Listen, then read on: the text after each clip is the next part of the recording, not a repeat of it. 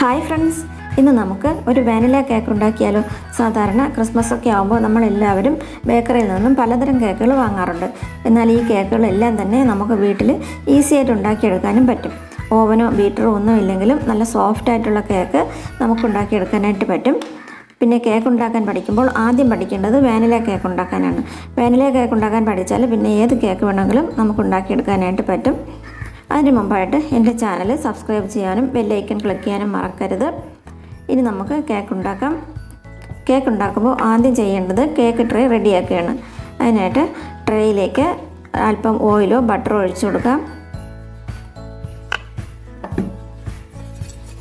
Oil ഒഴിച്ച ശേഷം പാത്രത്തിൻ്റെ എല്ലാ ഭാഗത്തും നന്നായിട്ട് തേച്ച് കൊടുക്കാം.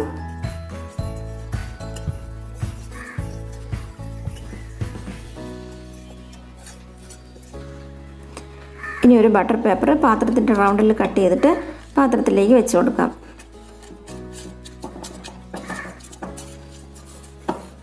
കേക്ക് ട്രേ റെഡി ആയിട്ടുണ്ട്. ഇനി ഞാൻ ഈ കേക്ക് ഉണ്ടാക്കുന്നത് കുക്കറിലാണ്. അതിനായിട്ട് കുക്കർ ഒന്ന് ചൂടാക്കാനായിട്ട് വയ്ക്കാം. കുക്കറിൽ മണലോ ഉപ്പോ ഒന്നും തന്നെ ഇടേണ്ട കാര്യമില്ല. ഇതുപോലൊരു വളയം വെച്ച് കൊടുത്താൽ മതി. ഈ കുക്കർ അടച്ചു വെച്ച് ചൂടാക്കാനായിട്ട് വയ്ക്കാം. വാഷർ ഇട്ടിട്ടുണ്ട്. എന്നാലും കേക്ക് ഉണ്ടാക്കുമ്പോൾ വെയിറ്റ് വയ്ക്കരുത്. കുക്കർ ചൂടാകുന്ന സമയത്ത് മാവ് റെഡിയാക്കാം. അതിനായിട്ട് ഒരു ബൗളിലേക്ക് അരിപ്പ വെച്ചിട്ട് മാവൊന്ന് അരിച്ചെടുക്കാം. 1 കപ്പ് മൈദ മാവ് അരിപ്പയിലേക്ക് ഇട്ട് കൊടുക്കാം.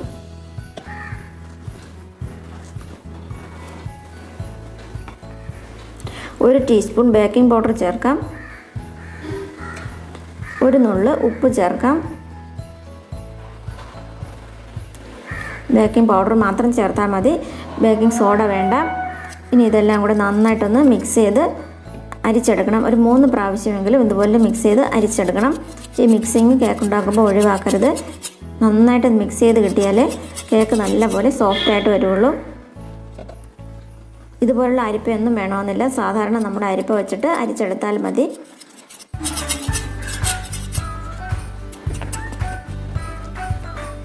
ഞാനിപ്പോൾ ഇത് 3 പ്രാവശ്യം അരിച്ചെടുത്തിട്ടുണ്ട്.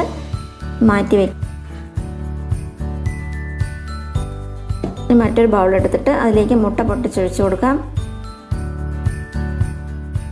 ഈ കേക്കിനായിട്ട് 4 മുട്ടയാണ് വേണ്ടത്. 4 മുട്ട പൊട്ടിച്ച് ബൗളിലേക്ക് ഒഴിക്കാം.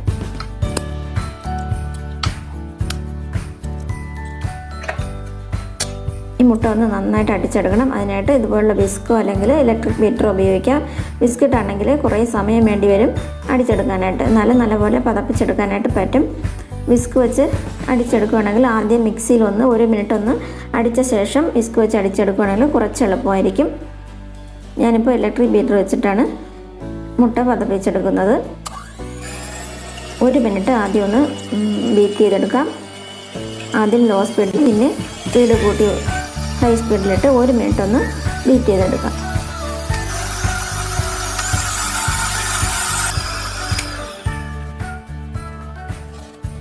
ഇനി ഇതിലേക്ക് പഞ്ചസാര കൂടി ചേർത്തിട്ട് അടിച്ചെടുക്കണം.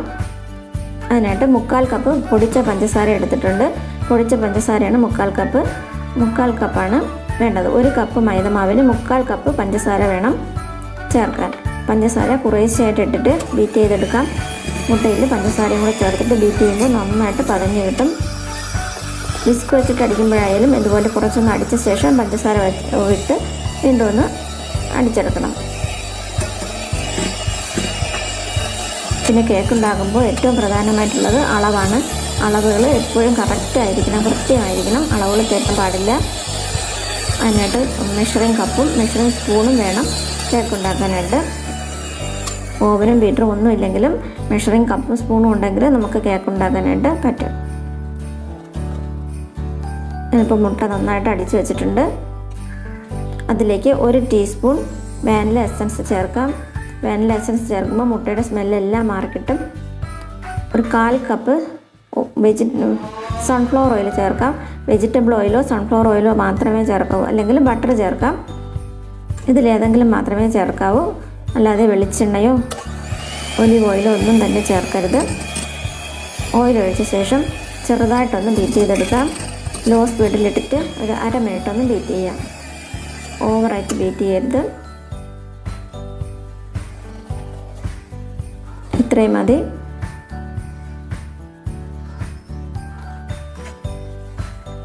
നമ്മൾ വിസ്ക് വെച്ച് അടിക്കുമ്പോൾ ഇത്രയൊന്നും ആയി കിട്ടില്ല. എന്നാലും കേക്ക് നല്ല സോഫ്റ്റായിട്ട് തന്നെ ഉണ്ടാവും. വിസ്ക് വെച്ച് അടിച്ചെടുത്താലും നല്ല കേക്ക് ഉണ്ടാക്കിയെടുക്കാനായിട്ട് പറ്റും.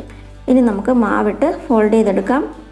മാവ് കുറേശ്ശെയായിട്ട് ഇട്ടിട്ട് ഇതുപോലെ ഫോൾഡ് ചെയ്തെടുക്കണം. ഒരു തടി സ്പൂണോ അല്ലെങ്കിൽ ഇതുപോലെ സ്പാച്ചിലയോ വെച്ചിട്ട് പതുക്കെ ഫോൾഡ് ചെയ്തെടുക്കണം.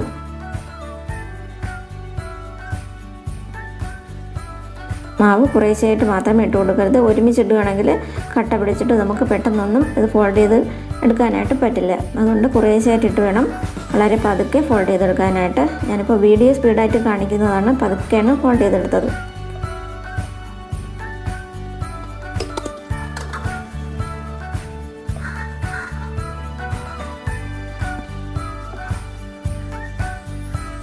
മാവ് ഫോൾഡ് ചെയ്തെടുത്തിട്ടുണ്ട്. കേക്കിനുള്ള ബാറ്റർ റെഡി ആയിട്ടുണ്ട്. ഇനി നമുക്ക് കേക്ക് ട്രേയിലേക്ക് മാറ്റാം.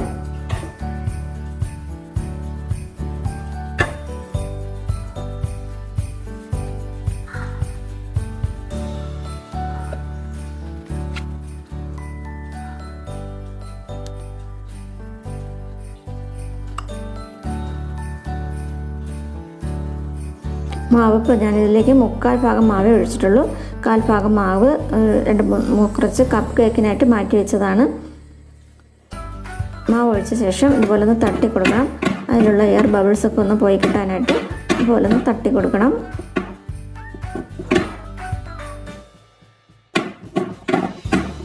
അതിനുശേഷം ചൂടായ കുക്കറിലേക്ക് വെച്ച് അടച്ചു വെച്ച് വേവിക്കാം. ലോ ഫ്ലെയിമിലിട്ട് വേണം വേവിക്കാനായിട്ട്. ഫ്ലെയിം കൂട്ടി വയ്ക്കരുത്. ലോ ഫ്ലെയിമിലിട്ട് 30 മിനിറ്റ് വേവിച്ചെടുക്കാം. 30 മിനിറ്റ് ആകുമ്പോൾ തുറന്ന് നോക്കണം.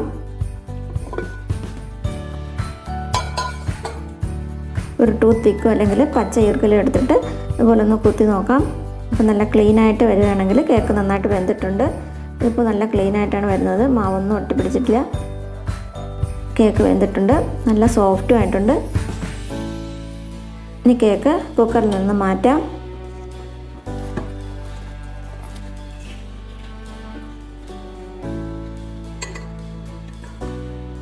കേക്ക് നന്നായിട്ട് തണുത്ത ശേഷം മാത്രമേ ട്രേയിൽ നിന്ന് മാറ്റാവൂ. തണുത്ത ശേഷം കത്തി വെച്ചിട്ട് ഇതുപോലെ ഇളക്കി കൊടുക്കണം.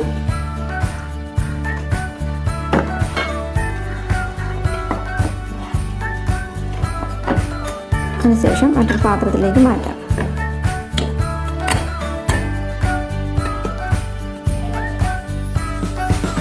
ബട്ടർ പേപ്പർ എടുത്ത് മാറ്റാം. നല്ല സോഫ്റ്റ് ആയിട്ടുള്ള വാനില സ്പോഞ്ച് കേക്ക് റെഡി ആയിട്ടുണ്ട്. അതിൻ്റെ കൂടെ 4-5 കപ്പ് കേക്കും കൂടെ ഞാൻ റെഡിയാക്കിയിട്ടുണ്ട്. വേറൊരു പാത്രത്തിൽ വെച്ചിട്ടാണ് കപ്പ് കേക്ക് വേവിച്ചത്. അതൊന്ന് ഇളക്കി കാണിക്കാം. അതും നല്ല സോഫ്റ്റ് ആയിട്ടുണ്ട്.